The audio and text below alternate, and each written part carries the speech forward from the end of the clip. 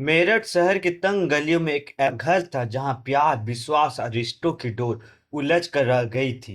यह कहानी है सौरभ राजपूत, उसकी पत्नी मुस्कान रस्तोगी और मुस्कान के प्रेमी साहिल शुक्ला की, जिनके बीच के रिश्तों ने एक भयानक मोड़ लिया।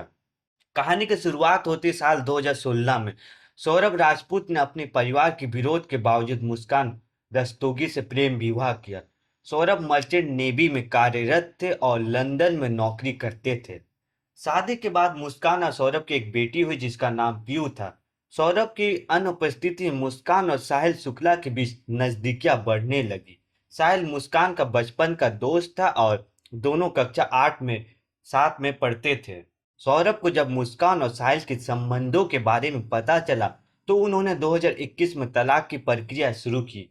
हालांकि बेटी के भविष्य को ध्यान में रखते हुए उन्होंने यह कदम वापस ले लिया, लेकिन उनके बीच का तनाव बना रहा। फरवरी 2025 में सौरभ अपनी बेटी के जन्मदिन के लिए लंदन से मेरठ लौटे। मुस्कान और साहिल ने पहले ही से सौरभ की हत्या की योजना बना ली थी। 3 मार्च की रात मुस्कान ने सौरभ के खाने में नींद की गोलियां मिला दी। जब सौरभ बेहोश हो गए तो मुस्कान और साहिल ने मिलकर चाकू से उनकी हत्या कर दी। हत्या के बाद मुस्कान और साहिल शिमला, मनाली और कसौली घूमने चले गए ताकि खुद को निर्दोष दिखा सके।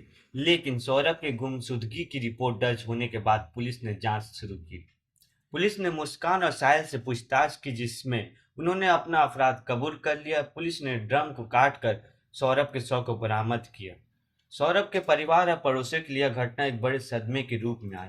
मुस्कान के माता पिता ने भी अपनी बेटी के इस हरकत की निंदा की और उसके लिए कड़ी सजा की मांग की। मेरा बेटा डिप्रेशन में है रात से।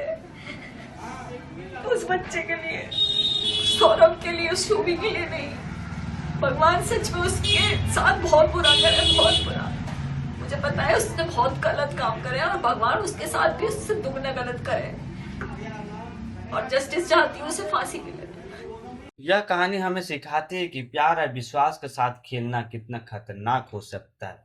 जब हम अपने स्वार्थ के लिए दूसरों की भावनाओं से खेलते हैं तो परिणाम बहुत भयानक हो सकता है। यह कहानी सिर्फ एक हत्या की नहीं और हर याद में एक अनकही कहानी छुपी है, बल्कि एक टूटे हुए दिल, बिखरे हुए विश्वास और अधूरी उम्मीदों की दास्तां है, जहाँ हर सांस में दर्द